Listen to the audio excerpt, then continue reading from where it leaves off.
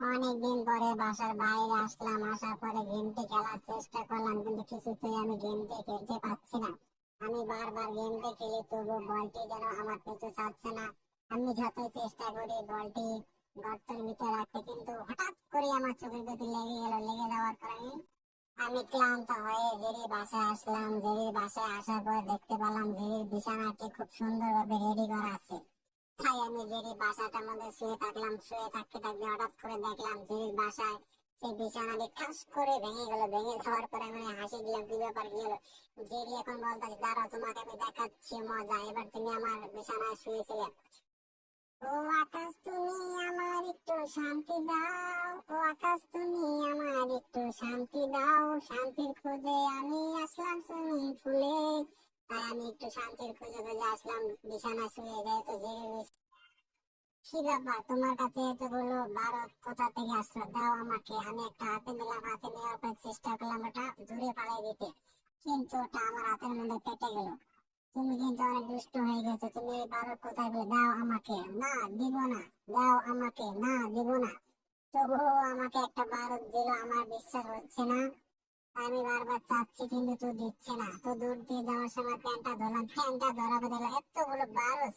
না, দিও না, নিও না, আমার কাছে ভারত গুলো নিও না, নিও না প্লিজ। এই ভারত গুলো নিও না প্লিজ। চলো আমরা এখান থেকে দূরে চলে যাবো।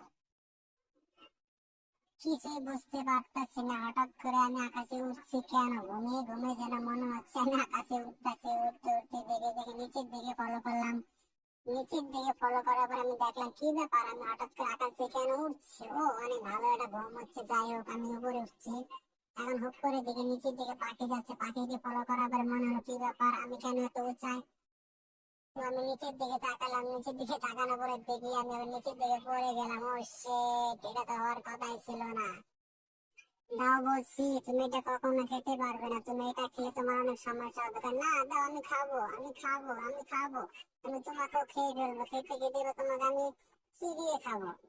ও সে, টম দিয়ে গিয়ে এখন ওদের মৌসুমী ঠেলা ধরে নিয়ে যাচ্ছে। টম এখন বন্দুক নিয়ে আসলো। বন্দুকটি আনার পরে এমন একটা সিস্টেম করতেছে যেন মনে হচ্ছে টম একটা যুদ্ধের মধ্যে এসে গেছে। ও সে, এমন বলে গুলি করে যেন মনে হয় ওর জীবনের আজকে শেষ গুলি করার সিস্টেম। উপরের দিকে ধরছে, উপর দিকে ধরার পর এখন দেখবে যে ওর বন্দুকটি নিচের দিকে এমনি দৌড়ে যাবে। ও, টম দেখে ভয় খেয়ে গেল। ভয় খেয়ে যাওয়ার পর দেখি আর বন্ধুকে নিচের দিকে এসে পুরো টম অনেক অবাক হয়ে গেল, হাসতেছে। ওয়াও, এটা কি হয়ে গেল? এটা তো হওয়ার কথাই ছিল না। আমি খুশিতে নাচবো এবার, আমি খুশিতে নাচবো এবার। তাই আমি জেরিকে চেষ্টা করলাম নিজের মনের মতন করে খেতে। তাই জেরিকে না আগুনে তাপায় নিচ্ছি। তাপায় নিয়ে লগে জেরিকে এখন খাবো। খাওয়ার প্রস্তুতি নিচ্ছি। খুব চিকেন সিস্টেম ভাবে জেরিকে আমি খাবো। ও শিট, এবার জেরিকে আমি খাওয়ার জন্য একদম প্রস্তুত।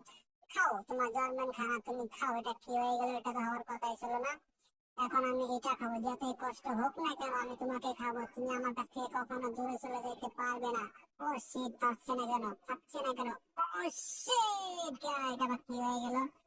এখন থেকে চুলটা আমার মুখের ভিতর লেগে গেল। লেগে যাওয়ার পরে মানে অবাক হয়ে গেলাম। আমার চেষ্টা করলাম ওটাকে ফালিয়ে দিতে। ফালিয়ে দেওয়ার পর দেখি এটা কচ্ছপ। কচ্ছপকে দেখি আমাকে দেখে মুখ লুকিয়ে ফেলো। লুকিয়ে ফেলার পরে আমি কচ্ছপের উপর লবণ দিলাম। লবণ দেওয়ার পরে আমি মুখের দিকে কামড় দেওয়ার চেষ্টা করলাম। চেষ্টা করার পরে দেখি যে আমার দাঁত গুলো সব ভেঙে গেল। এটা তো হওয়ার কথাই ছিল না। আমার সাথে কেন এরকম হলো? এটা তো হওয়ার কথাই ছিল না।